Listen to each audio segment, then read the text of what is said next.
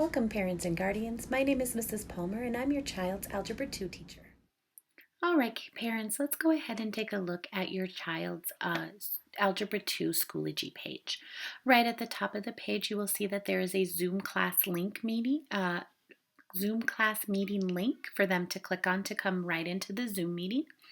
Underneath this, you'll see the third 9 weeks folder, and we'll get into what that looks like in just a moment, but this is where all their assignments are contained. Underneath is the Zoom ID information and rules.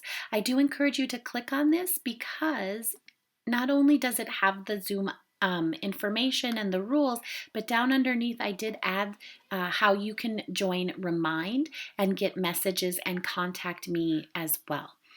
So if you text this message, this number, this message, you could join Remind. And of course, encourage your student to join the Remind as well. This is a way that they can contact me, they can ask questions if they're having problems with their assignment, or they can ask for stuff to be open that they didn't get a chance to work on.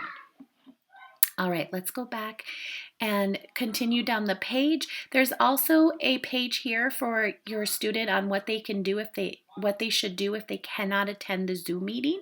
I do believe there's a video in there for them to watch that kind of just walks them through what they're expected to do when they cannot attend the Zoom meeting for whatever reason. If you scroll down towards the bottom of the page, right underneath this first semester, there is the parent and guardian information folder at the bottom. If you click on this, you're going to find the parent and guardian information page at the top. Go ahead and click on that. There's a welcome letter from me and my student teacher from last semester, but down towards the bottom of the page, there's that graphic on the front a little bit larger so that you can see how to reach me via email, Google Voice, Schoology, or of course, there's the Zoom meeting link as well if your student is having trouble getting into the Zoom. All right, let's go ahead and take a look at what a typical week would look like. If your student has any current assignments that are due the day of class, they will show up over here. But I would really encourage you to have your student look inside the folder. Inside the folder, they're going to see the schedules. January's at the top, and then the rest of the spring semester is underneath. The weekly folders are done, and so the current week is down at the bottom. And they will see the peak at the current week. So they'll always know it's the current week because the peak at the week picture is attached to the folder.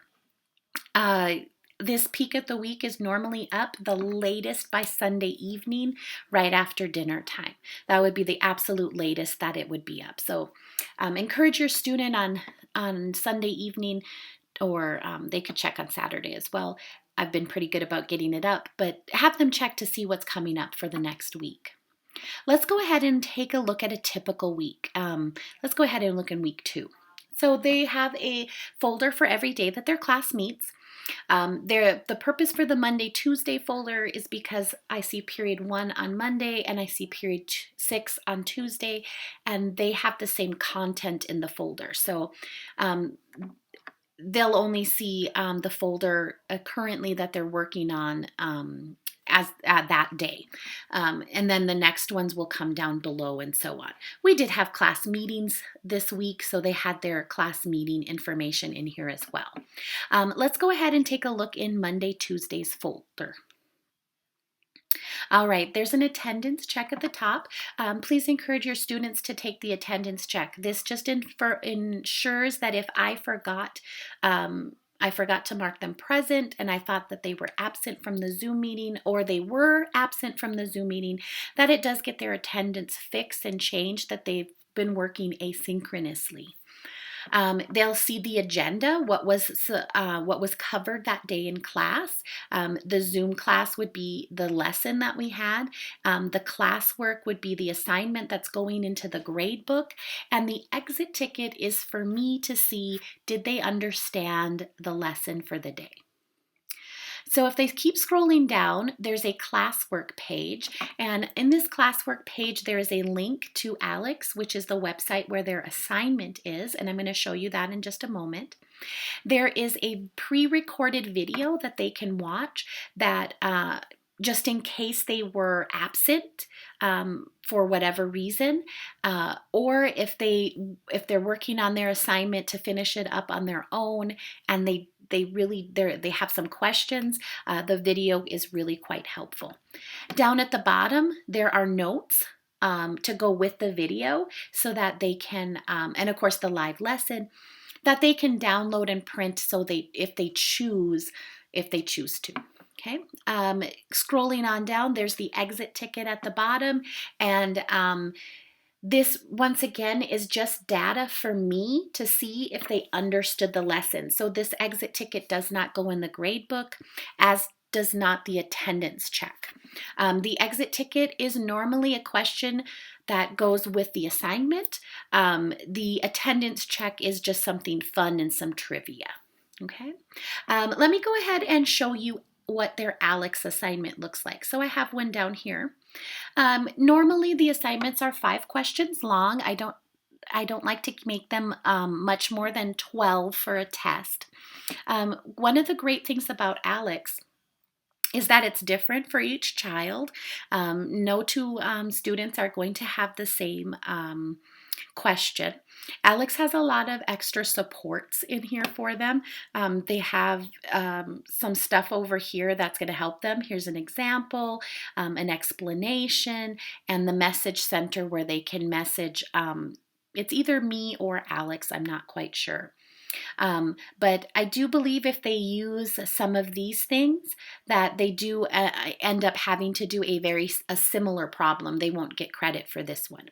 But some of the really cool things that ALEKS does for your child is it allows them chances to make sure that they got this question correct. So let's just go ahead and say I solved this problem and I think the answer is 15. Right down here at the bottom of the screen, you'll see a check button. I can check my problem, or I can simply move on to the next question. I really encourage the students, especially in the homework section of ALEKS, which is our classwork, that they do check their answer, because ALEKS is going to tell me that I'm not correct, and it's giving me a chance to try again. It's going to give me this chance 2 times. I think I can check it 2 more times, and then it's going to say, let's try another one. It's not going to give me a chance to try again. So let me go back and let me see if I can fix this. Oh, there we go. Let me try this, and I can go ahead and recheck.